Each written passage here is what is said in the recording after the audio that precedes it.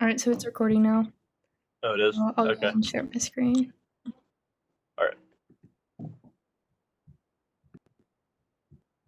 I'll wait till you put it on there. Okay. Okay, so our topic for today is knowledge management systems. And basically for the overview, definition is the process of creating and managing information within an organization. So what that could mean is just like having any type of information system or something related to that in a business. Some examples include Bloomfire, Guru, and Wix Answers. So Bloomfire allows you to work together and share knowledge when working in teams between like different organizations and within an organization. Um, Guru is kind of like a more broad example because it allows businesses to organize information for a database like specifically, and this could allow you to pretty much use it for anything rather than being like Bloomfire, where Bloomfire just is basically for teams. And then Wix Answers is just for customer support. So this means that like many companies and customers have accounts on Wix Answers so that they can receive fast and easy help with problems with software and products.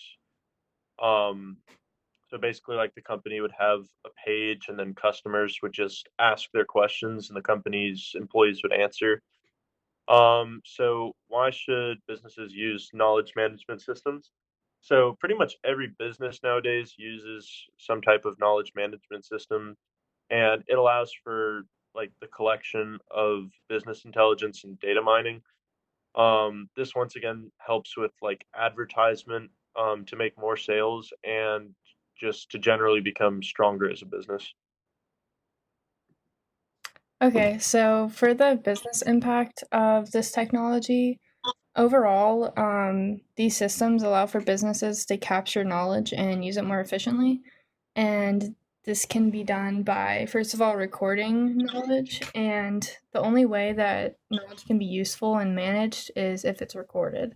So, this recorded knowledge is called a knowledge artifact, and these artifacts can be converted into an electronic format that spreads across the whole business. And another impact is that it's the widespread use of this knowledge. And so, knowledge can't be useful to a whole business if it's only held by a few people.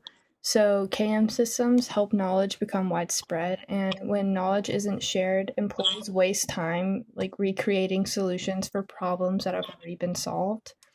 And when companies are so spread out these days, there needs to be a system that can reach to each of these branches and create the most efficient scenario possible. And thirdly, they can also help make decisions. So big businesses make big decisions all the time. So they can be better informed with the use of KM systems because they record past experiences and use that knowledge to make informed decisions that will benefit them.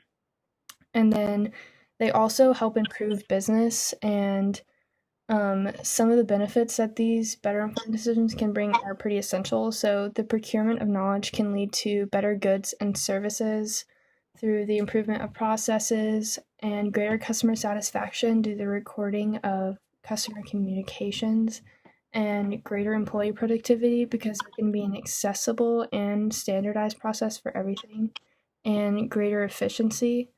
Um, and then lastly, some examples of the business impact include cross training programs, which allow new employees to gain knowledge by watching others work, so like shadowing, and then document management systems as well. And they allow people to store documents on the company cloud. And an example of that is Google Drive. Okay, so for issues, concerns, and controversies, over the years, knowledge management systems have been associated with countless failures, enough so that many companies are very apprehensive to implementing a KM initiative. To understand the issues and controversies of the knowledge management system, it is important to understand the ambiguity that surrounds the entire discipline. And we can do this by analyzing the use of issue of definition and the common factors leading to failure. Unfortunately, there's no virtual consensus of what KM actually is, meaning there's no correct answer. The main problem is that there is little consensus on what knowledge is, making it a very ambiguous subject. For example, some people view knowledge as virtually synonymous with information and would then consider a KM system initiative to be much more shallow and technology driven than it really is. The problem with a lack of common definition is that each knowledge management initiative could, in theory, have widely different goals, scope, and success criteria. And what is failure exactly? Well, failure and success are completely based on expectations. You can only fail when you fall short of where you want to go.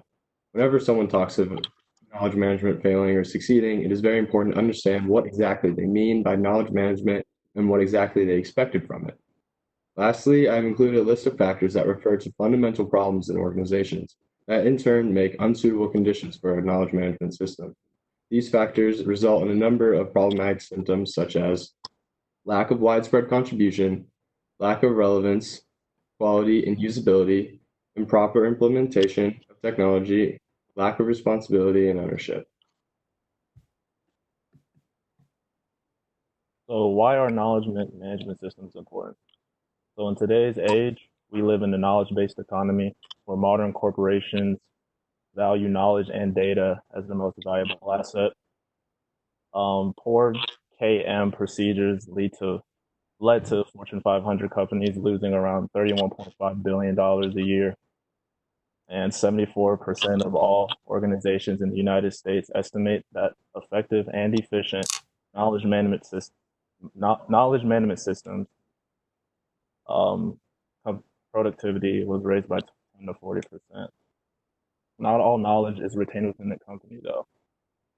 So knowledge is often gone unrecorded, leading to tribal knowledge. And tribal knowledge is basically when someone or a single department doesn't share their personal knowledge that they've learned with the rest of the department or the rest of the whole organization, which leads to poor efficiency. However, an effective KMS can reduce the cost of inefficiency majorly. And when hiring remotely is very important for a KMS to be there. Okay. There are sources.